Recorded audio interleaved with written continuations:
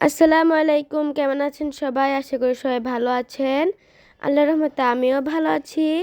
তো আজকে আমরা ইফতারিতে ভাত খাবো, তার জন্য আম্মু এখানে গরু মাংস রান্না করছে। তো গরুর মাংস কালারটা দেখতে এই পাশে কত সুন্দর আসছে।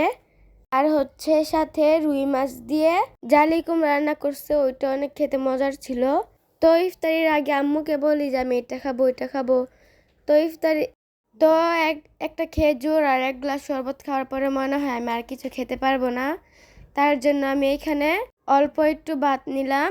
আর হচ্ছে এখানে এখনো আজান দেয়নি, আর একটু পরেই আজান দিয়ে দিবে। তো দেখতে দেখতে 9টা রোজা চলে গেল। এই 9 আবার রোজা আসা। তো আশা করি সবাই 9টা রোজায় রাখছেন। আর হচ্ছে এই রোজার উসিলার জন্য আল্লাহ সবাই গুনাহ মাফ করে দেয়। তো আম্মু ওইদিকে রান্নাঘরের কাজ করতে করতে আমি এদিকে শরবত বানিয়ে নিলাম। তো রোজা রেখে যেভাবে শরবত বানাই না কেন, সে খেতে অনেক মজা হয়। তার একটু পরে আজান দিয়ে দিবে, তার জন্য আম্মু এখানে আমাকে মাংস দিচ্ছে। মাংসটা খেতে অনেক মজা হয়েছিল। তো আমি এখানে মাংস কমিয়ে নিলাম, খেয়ে পরে আবার নিব। আর আমি শরবত নাড়া দিয়ে দিলাম, আর আম্মু লাড়া দিবে এখন। ইসবগুলের ভুসিটা আঠালো হয়ে থাকে, তার জন্য এখানে নাড়া দিতে হয়। আর তুমকাটা একটু নিচে হয়ে থাকে, তার জন্য নাড়া দিয়ে দিলাম। তো আজান দিয়ে দিচ্ছে, আমরা খেজুর খেলাম।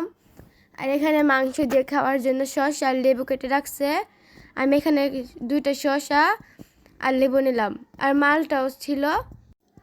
তো এখানে আজান দেওয়ার পরে আমি খাচ্ছি। আলুটা অনেক গরম ছিল, মাংসগুলো গরম ছিল। তো ভাত তরকারি দুটোই গরম, তার জন্য আস্তে আস্তে খাচ্ছি।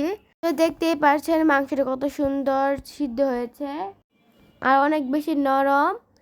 আর এখানে আমি খাইতেছি আর শসা নিলাম। শসা দিয়ে মাংস খেতে অনেক মজার। তো আমার ভিডিওটা যদি আপনাদের কাছে ভালো লেগে থাকে তাহলে লাইক কমেন্ট শেয়ার করতে ভুলবেন না। চ্যানেলটিকে সাবস্ক্রাইব করে পাশে থাকবেন। আজকে এই পর্যন্তই, দেখা হবে নতুন কোনো ভিডিওতে। আজকে সবাইকে আসসালামু আলাইকুম।